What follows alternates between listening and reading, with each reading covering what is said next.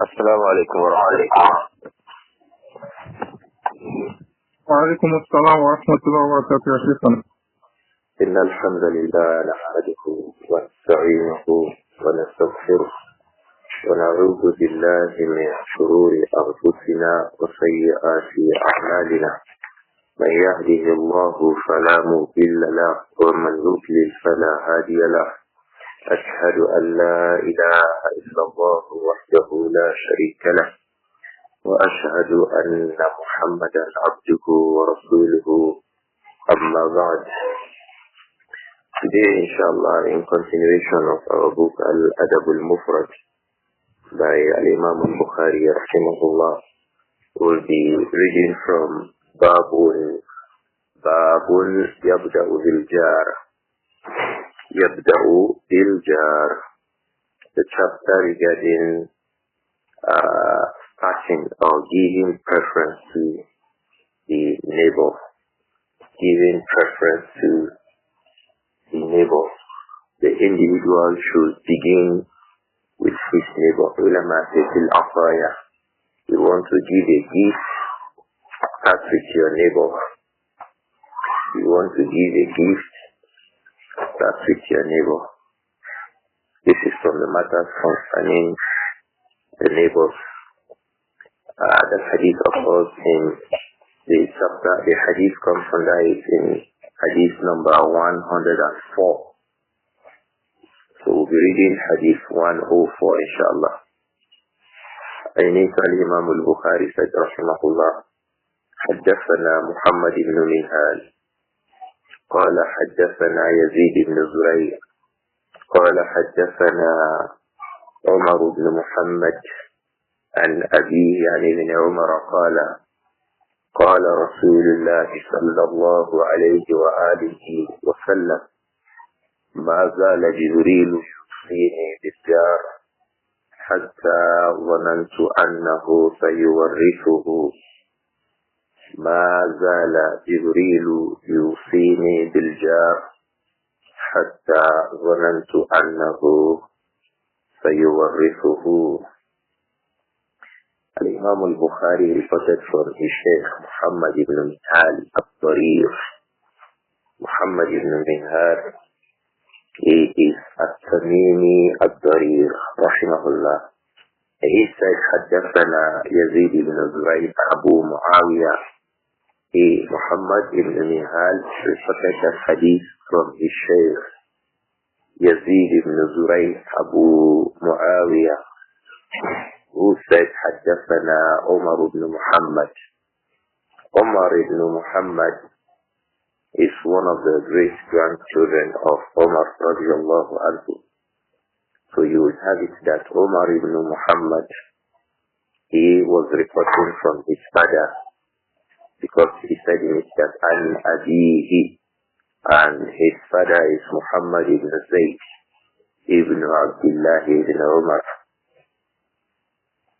His father here is Muhammad ibn Zayd ibn Abdullah ibn Umar. Abdullah ibn Umar has a son called Zayd.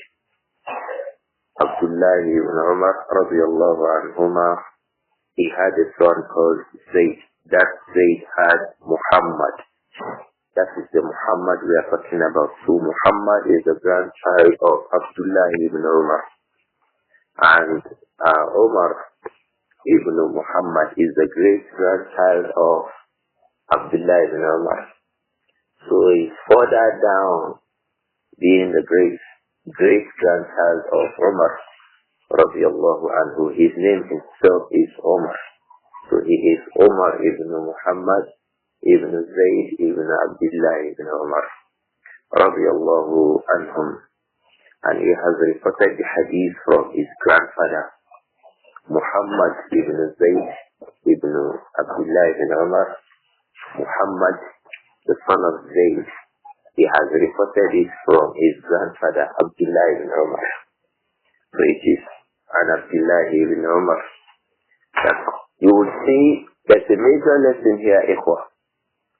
That lesson is that Abdullah ibn Umar, he was less than 15 years old during the Battle of Badr. And so the Prophet sallallahu alayhi wa sallam requested that he should come on the Battle of Badr, on the Battle of Uhud. Battle of Uhud took place in about the first or the second year of Hijrah. So if that happened in about the first or second year of Hijrah, add 8 years to that. So it meant that when the Prophet passed away, alayhi salatu wasalam, Abdullah ibn Umar was not more than 24 years. Radiallahu anhuma. And yet he had a grandchild reporting hadith from him. He had a great-grandchild reporting from that one. They were not a people who would wait until 35, 40 before they got married. Abdullah ibn Umar himself had about 3 to 4 narrations regarding his marriage and divorce during the time of the Prophet sallallahu alaihi wasallam. Before age 24, he had had more than 2 to 3 wives. We are just saying that the companions were not the people who waited for the entirety of life before they started life. Radiallahu anhum.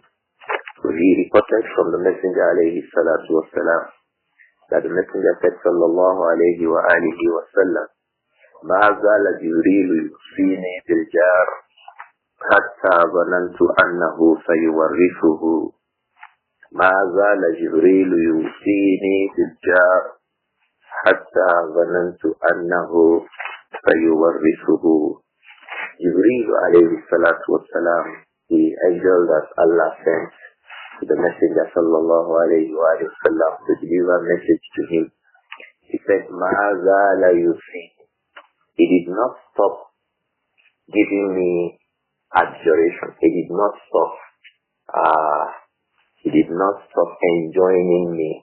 He did not stop giving me an injunction, enjoyment. مَا زَالَ جِبْرِيلُ يُوصِينِي بِالْجَارِ. He did not stop enjoining me, biljar, to be kind to the jar, to be kind to my neighbor, to take care of my neighbor.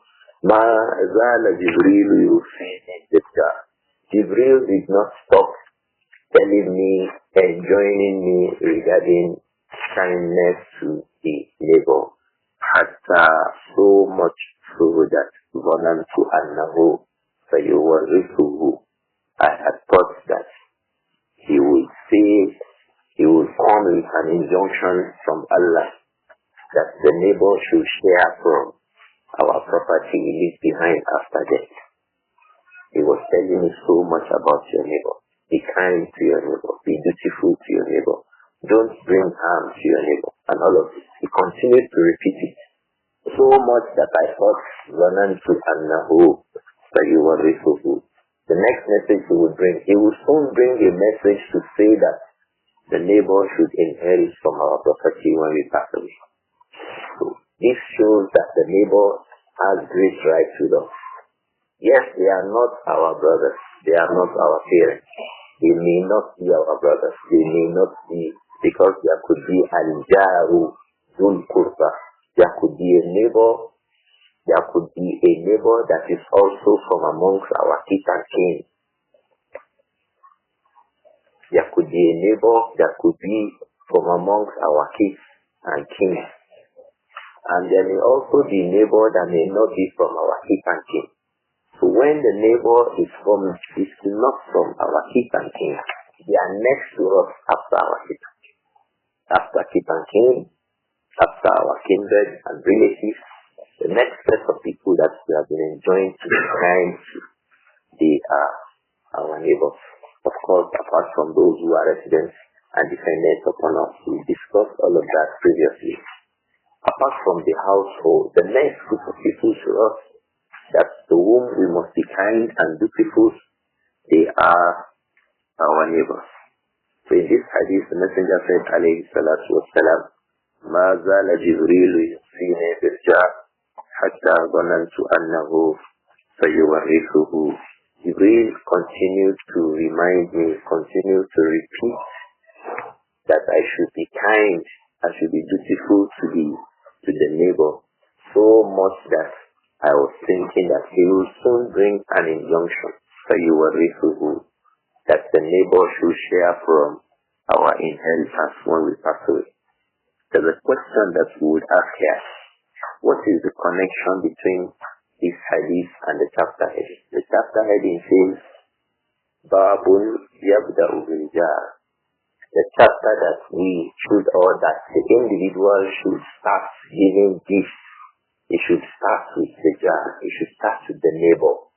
What is the connection between this chapter heading and the hadith that we have stated under this chapter heading? The ulama explained that the connection between the chapter heading to start giving gifts, start with your neighbor. You want to give a gift to the entirety of the country, to the entirety of the state, to the entirety of your community, to the entirety of the people around your area. Start with your neighbor. If it be that a group of people have been selected, look for those among your neighbor who fall under that category. Start with them. Why? Why is it like that? Because the Prophet Muhammad sallallahu alayhi wa sallam, he counts the neighbor next after our kith and kin. After the kith and kin, the next group of people that the Messenger mentioned alayhi salatu wasalam, in terms of being kind to them, they are who? They are our neighbors. So as the kith and kin have been preferred, they have been given preference regarding our inheritance. The neighbor is also given preference in terms of what? Distribution of gifts. The neighbors have been given preference regarding the distribution of gifts, just like kith and kin have been given preference regarding what? Inheritance. You know in the Quran, Allah told us that وَأُولُو الْأَرْحَامِ بَعْضُهُمْ أَوْلَى بِبَعْضٍ فِي كِتَابِ اللَّهِ. Even amongst the kith and kin, yes, there are categories, but the kith and kin are given preference as far as inheritance is concerned. So if they are given preference as far as inheritance is concerned, and the neighbors were almost included amongst those who will be given inheritance, then we should start the neighbor when it has with the neighbor when it has to do with giving gifts. That is from where Al-Imām Al-Bukhāri deduced the chapter heading that Yabda'u Bil-Jar. It means in terms of gifts, the individual should start with what? With the neighbors. But in terms of inheritance, Allah has given preference to who? To kith and kin. So because he gave preference to kith and kin, and was repeatedly mentioned in terms of inheritance, and was repeatedly mentioning the neighbor so much that the Messenger of Allah will be included in the list of kith and kin who would inherit the individual. Then when we are giving gifts, we should start with the neighbors. We should start with the neighbors when the gift is being given. But in terms of inheritance, of course, Allah has given preference to kith and kin, our relatives, over our neighbors. And don't forget, that also means that when we are giving gifts to neighbors, if we have two neighbors, one of them is kith and kin and then a neighbor, the other one is just a neighbor and not from kith and kin. The one who has two rights over us should be given preference over the one who has just a single right. The person who has the right of neighborhood should be given, and then the right of kith and kin should be given preference. Why? He has two rights on us. The right of neighborhood and the right of being from amongst our kith and kin. Likewise, we can have kith and kin who are our neighbors. So you have two rights. We can also have kith and kin outside, who are also our neighbors. We can have kith and kin neighbor. We can also have kith and kin neighbors. In that sense, who do we give preference to? We give preference to the closer kith and kin. If your mother, for example, is also your neighbor, you built a house near the house of your mother, or you built a house near the house of your father. You live together. So you have your mother near you or your father near you. Then you have your brother near you and your sister near you. Who do you give the preference to? You see now, you give preference to your parents. You give preference to your parents. And before you mention the kith and kin, even though they equalize in terms of the rights, inside the rights itself, they are of a higher degree than the rest of our siblings. I hope that this matter is clear. Our neighbors come after our kith and kin. in terms of the distribution of gifts, or in terms of our inheritance, the neighbor has not been placed at all. But only means that the neighbor is so close to us that he might have been included on the list of those who will benefit from our inheritance. The Prophet said, sallallahu alayhi wa alihi wa sallam, مَا زَالَ جِبْرِيلُ يُوصِينِي بِالْجَارِ حَتَّى ظَنَنْتُ أَنَّهُ سَيُوَرِّثُهُ.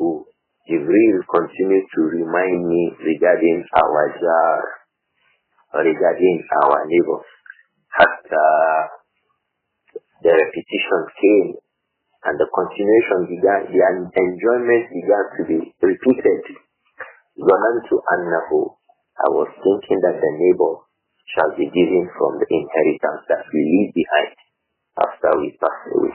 Before we leave Hadith number 104, we would observe that Hadith number 101, Al-Wasat Bil-Jar, and Hadith number 104, they have the same wording, even though they have been differently reported from different routes.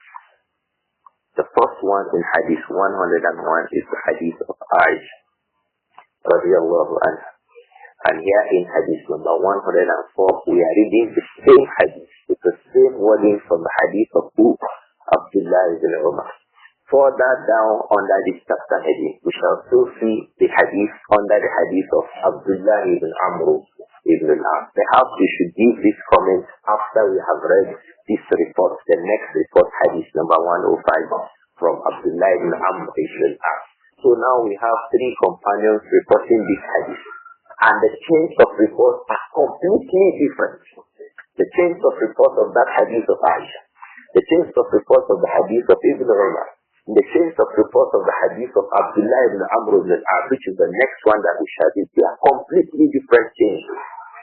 So this goes to explain that the companions pay attention to the words and expressions from the Prophet. Sometimes they would memorize it as he says, alayhi salatu wasalam. The companion, as the Messenger alayhi salatu wasalam says whatever he said to them, they memorize it. And the Prophet too alayhi salatu wasalam, Aisha radiyallahu anha told us, we shall come back to that hadith in this book, Al-Adab Al-Mufrad. He was not a fast speaker, so much that you would not hear clearly what he says. He would not speak so quickly that he will not be heard. And even at that, as he speaks so gently and calmly, alayhi salatu wasalam, according to Anas ibn Malik, he said, radiyallahu anhu, sometimes the Prophet would repeat his statement more than once, twice, thrice, so that it could be properly heard and it could be properly understood and perhaps even memorized. One of the scholars that I have seen doing that in our own times now, who even he almost would repeat every statement that he makes. What Shaykh is Shaykh Salih ibn Abdullah Al-Husayni. He is one of the teachers in the Prophet's Masjid in Medina. When he gives a statement, he goes slowly and then he repeats what he says. You would almost memorize every lecture or every class you listen to him from. Shaykh Salih Al-Husayni, you will almost memorize all what he says. Why? He goes slowly and he repeats what he says. He goes slowly and he repeats what he says with perfect eloquence in Arabic. Hafizahullah. May Allah preserve that shaykh. So the Prophet sallallahu alayhi wa sallam, he will speak slowly and then he will repeat himself. He will speak so slowly and then he will repeat himself. That gives the companions the opportunity to memorize right on the spot what he said. And you know Arabs, we are used to memorizing a lot of poems and versifications. Even before Islam came, they love to memorize. So some of them did that. And some of them, like the companion whose hadith we shall read now, Abdullah ibn Amr ibn al-As, he was used to writing apart from memorization. Just like Abdur-Raūf, he would also write down whatever he heard the Messenger said, alayhi salatu wasalam. Abdullah ibn Amr ibn al-As, he also wrote it down. The third means by which the companions preserved the statements of the Prophet alayhi salatu wasalam was that they acted by it. When you act by something deliberately, that thing does not go off your mind. The original statement that motivates your action, it hardly goes off the mind.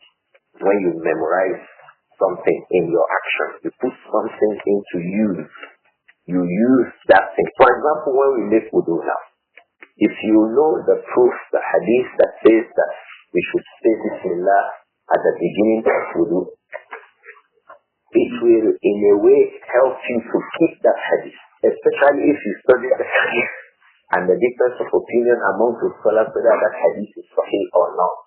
When you make wudu and you say Bismillah at the beginning of the wudu, you remember all the discussions regarding that hadith at the beginning. When you wash your hands to your lips, you remember the hadith regarding it. When you wash once, when you choose that this wudu, I want to wash it once, you remember the hadith of the companion who gave that the Messenger alayhi salatu wasalam would sometimes observe his wudu and he would place the washings to be washed once. Likewise, when you choose to wash twice, you remember the companion who related the hadith.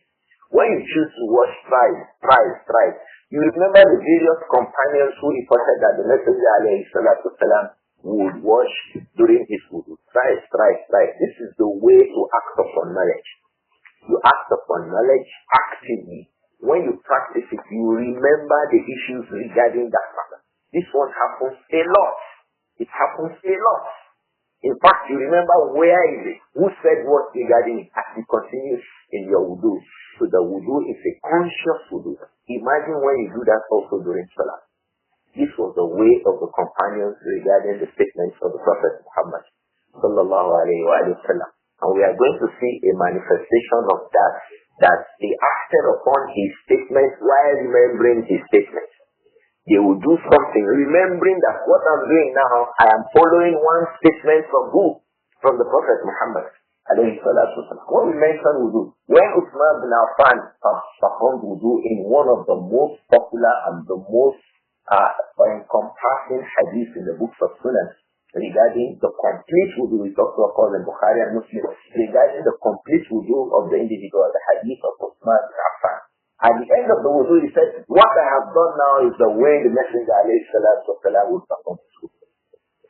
So you will see here in the next hadith that we shall read, that what Abdullah ibn Amr ibn al-As did, radiyallahu anhuma, when he did it, he remembered the statements of the Prophet Muhammad sallallahu alayhi wa sallam. This is the way to act upon knowledge. When you are acting, you remember the proofs regarding what you are doing. What I'm doing now is from a statement of the Prophet Muhammad alayhi salatu wasalam. This is the way to bring a hadith into practice in our daily life. When the individual is used to training, doing this, he becomes a knowledge-based person.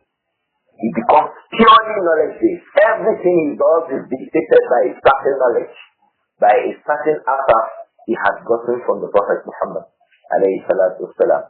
I remember in Al-Bukhāri there's an answer from Al-Hasan al-Basri, I think, Al-Bukhāri, when in under Kitab al-Sunnah, when he said, in istafa'ta Allah tahukka ra'asaka illa bi atharin taf'al.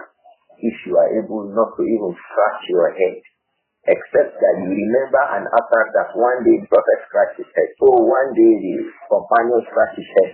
And when he scratched the head, he scratched the head like this. If you can't but become like this, please be like that. Be a person who would only do what he does, following upon an author. It's very, very important in the life of the Muslim. May Allah make it easy for us. The next hadith we shall read, hadith 105, was an action from Abdullah ibn Amr ibn al-As. And when he performed the action, he gave this same hadith, the hadith of Ibrāhīm, that مَا زَالَ جِبْرِيلُ يُوصِينِي بِالْجَارِ حَتَّى ظَنَنْتُ أَنَّهُ يُوَرِّثُهُ. Was the motivation behind the action of Abdullah ibn Amr ibn al-As. This was the third way the companions used to keep and preserve the statements of the Prophet Muhammad sallallahu alayhi wa sallam. Sometimes they would memorize it as he said it alayhi salatu wa salam. And sometimes it is when they act upon it that they will remember. And sometimes they will act on it, they will memorize it, and then they will still do what? They will still document and write down what they had heard from the Prophet Muhammad sallallahu alayhi wa sallam. Hadith number 105 was reported by Imām Al-Bukhāri from his Shaykh Muhammad ibn Salam. So he says, حدثنا محمد ibn Salam قال أخبرنا سفيان بن عيينة عن داود بن شابور عن داود بن شابور وأبي إسماعيل عن مجاهد عن عبد الله بن عمرو أنه ذبحت له شاة فجعل يقول لغلامه أهديت لجارنا اليهودي سمعت رسول الله صلى الله عليه وآله وسلم يقول ما زال جبريل يوصيني بالجار حتى ظننت أنه سيورثه ما زال جبريل عليه الصلاة والسلام ما زال جبريل يوصيني بالجار حتى ظننت أنه سيورثه.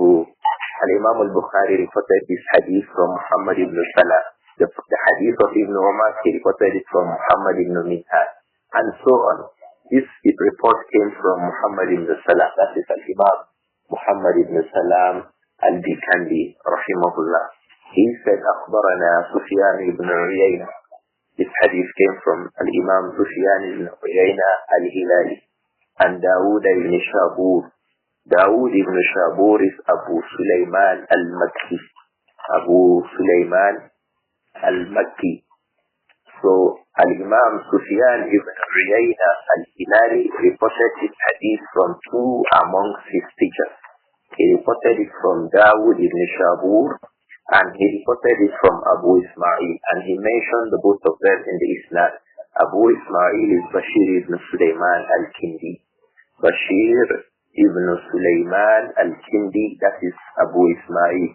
So from the two of them, Sufyan ibn Uyayna reported this hadith, and the two of them reported the hadith from Mujahid.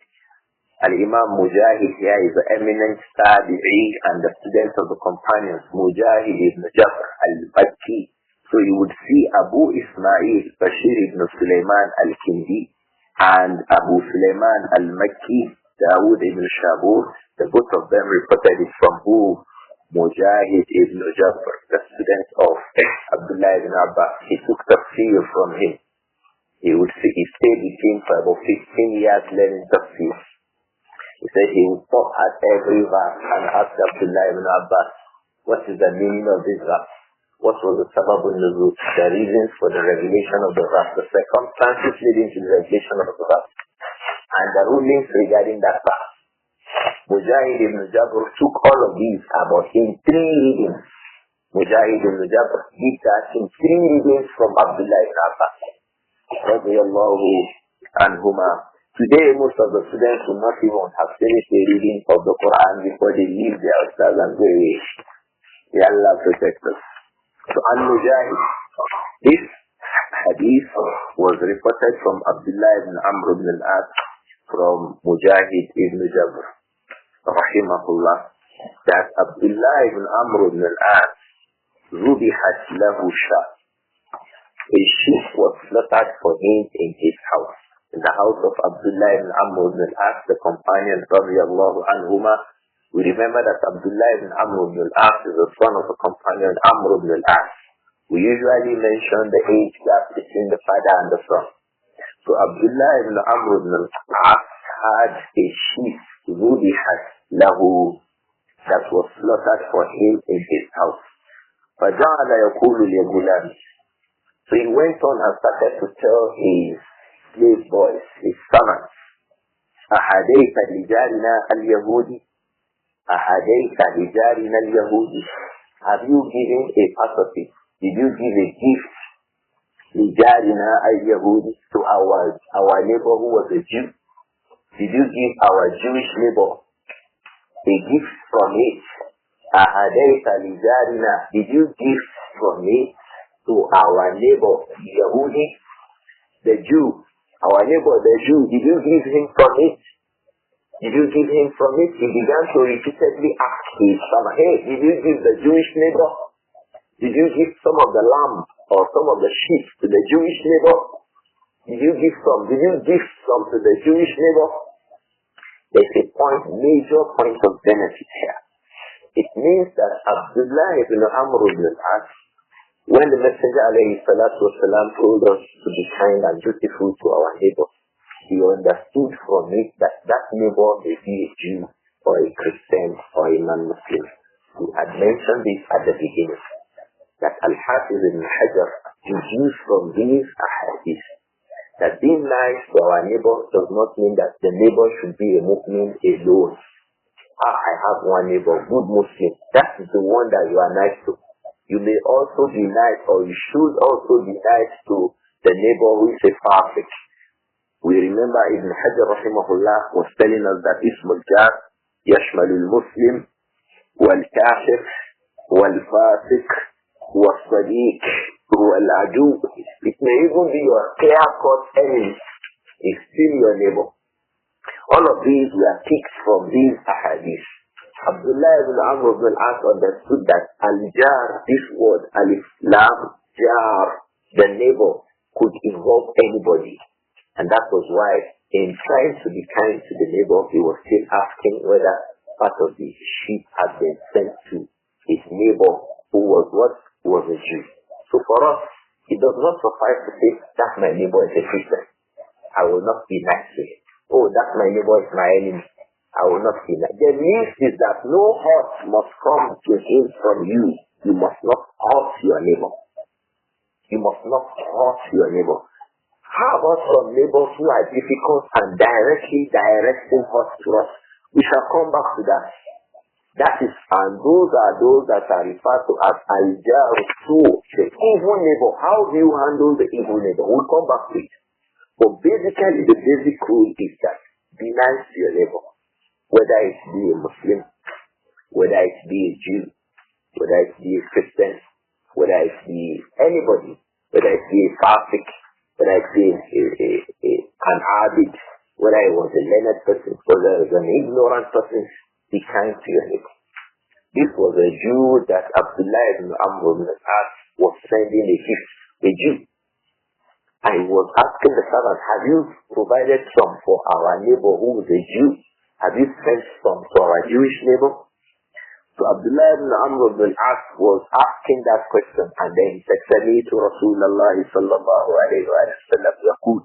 Because I heard the Messenger alayhi salatu wasalam saying that مَا زَالَ جِبْرِيلُ يُخْفِينِي بِالدَّارِ حَتَّى ظَنَنْتُ أَنَّهُ سَيُوَرِّثُهُ. Jibreel continued to remind me regarding the neighbor until I thought that Jibreel will bring an injunction to say that the neighbor should inherit from our inheritance we leave behind after death. This means that Abdullah ibn Amr ibn al-As took that action of his from what? From that hadith he had heard from the Prophet Muhammad sallallahu alayhi wa sallam. This is evidence that the companions, one of the ways they preserve the sunnah of the Messenger alayhi salatu wasalam is by what? Is by acting upon it. When they act upon it, they remember that this action of mine was an instruction from the Prophet Muhammad sallallahu alayhi wa sallam. There are a lot of ahadith that have come like this.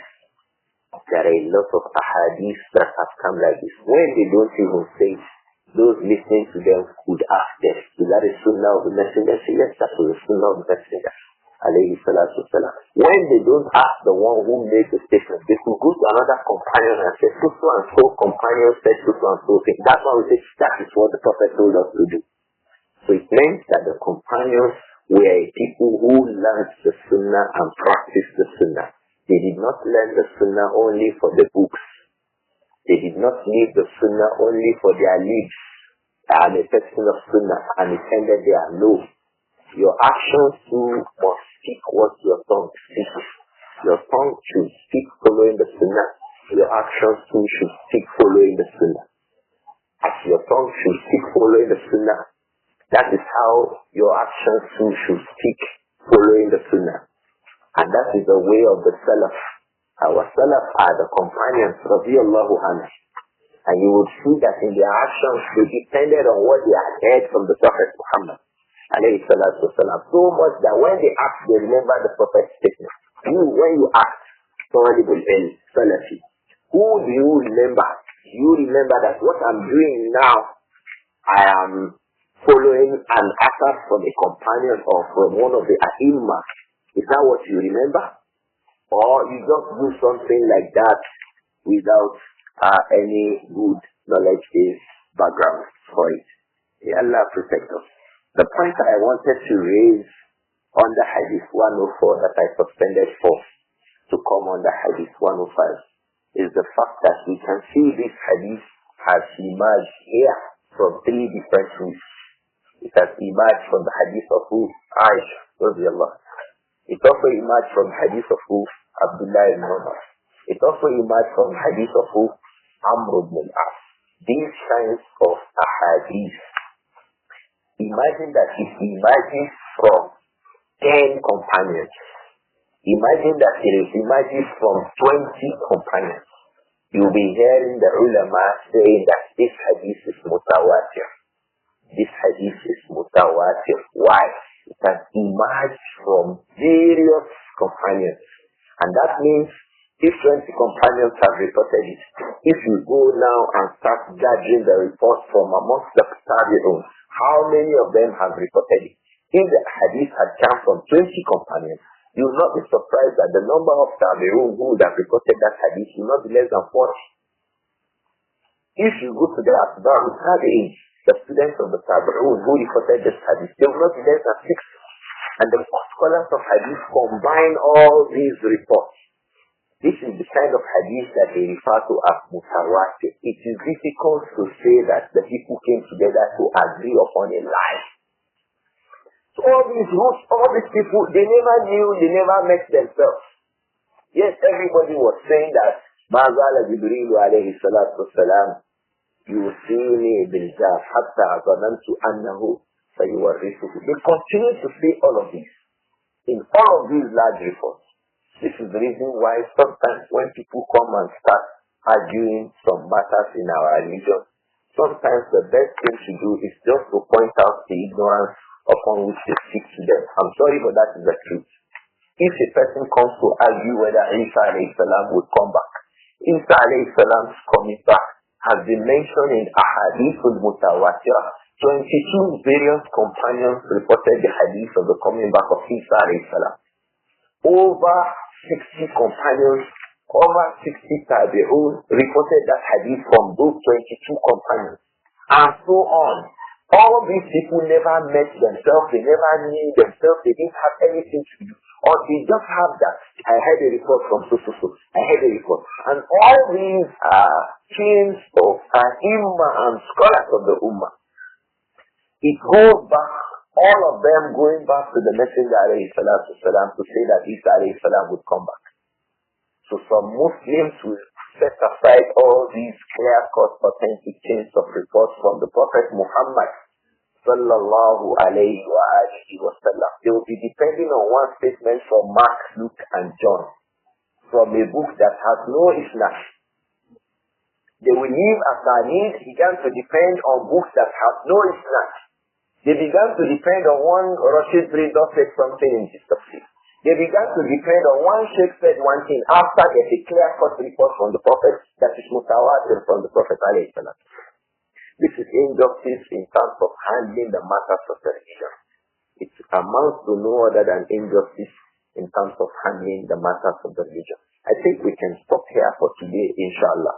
That when we want to give the first in our consideration should be who?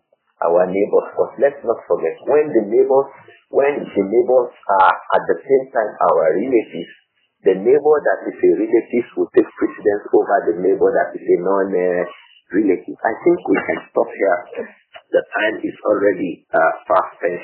We can take just a single question today from Abu Yusuf. Abu Yusuf, we can entertain one question today before we stop the class today.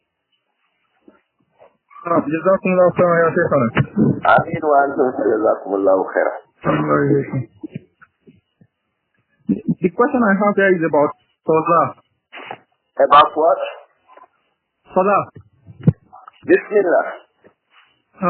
This one says, we are having some challenges over here regarding combining Salah. Here in the Nifty, the frequency of rainfall is very high. He says, from January to now, has blessed us more than 10 downpour. If we are to follow the statement of our noble scholars, who gave conditions like rain, expecting rain, darkness, smoke, and all that, we will be religiously combining Salah throughout the rainy season. We need your guidance nearer is our affairs. Our edge is disturbed by this frequency, and we are afraid of not going by the sunnah of the Prophet. Don't be disturbed, brothers. Don't be disturbed.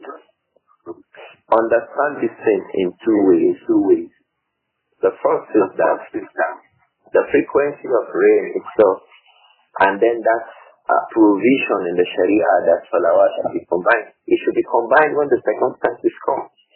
Like in the circumstance of very strong wind, or clearly dark rainy clouds, or marshy grounds even after the rain, or that the rain itself is falling. These are soft areas that the Sharia has allowed us to combine our salah. Our own is to follow. At-Tibyān, we should just follow. We should follow upon what the early Muslims have told us, what the companions have said. And this is also from the clear-cut hadith from Abdullah ibn Abbas in Sahih Muslim about combining salawat during the rain and the likes of that. So we should follow At-Tibyān wa lā tabtadi'ū. Follow, don't start a new thing. Just follow upon the afar that is available for you. Because you have been sufficed from looking for guidance from any other place. Just follow what you have. Follow what is established in the Sunnah. Don't be bothered by, every day we are combining salah. Combine your salah every day. Combine your salah every day. That is the legislation for you in your own circumstances. You don't need to be bothered about that at all. Don't let it be a means of bother or worry for you. Just follow what is available in the books of Sunnah regarding these matters, and be sure that you are enjoying a rukhsah from the Sharia. And the Prophet told us, alayhi salatu wasalam, that Allah likes the servants to stick to using the rukhsah. Allah likes the servants to employ the rukhsah of Sharia, the soft areas of Sharia regarding it. Allah likes us to employ it, to use it. As He hates that we commit sins, as He hates that we violate His limits, He likes that we use the rukhas. So it's a soft land in the Sharia has given us. Use it and enjoy it. And enjoy it. Enjoy the rain too. That is from the favors of Allah subhanahu wa ta'ala. In some of the lands in the Muslim world, they will almost be asking for rain on the basis of a week. Almost every week, 2 weeks, 3 weeks, they are always asking for it. You have it regularly. So enjoy it and employ the rulings of the Sharia accordingly. There is nothing to worry or bother about regarding employing those rulings, inshallah. I hope that this answer is clear to us. And I hope that we can stop here today because the time is past spent. About you. آمين وإياكم سبحانك اللهم وبحمدك أشهد أن لا إله إلا أنت أستغفرك وأتوب إليك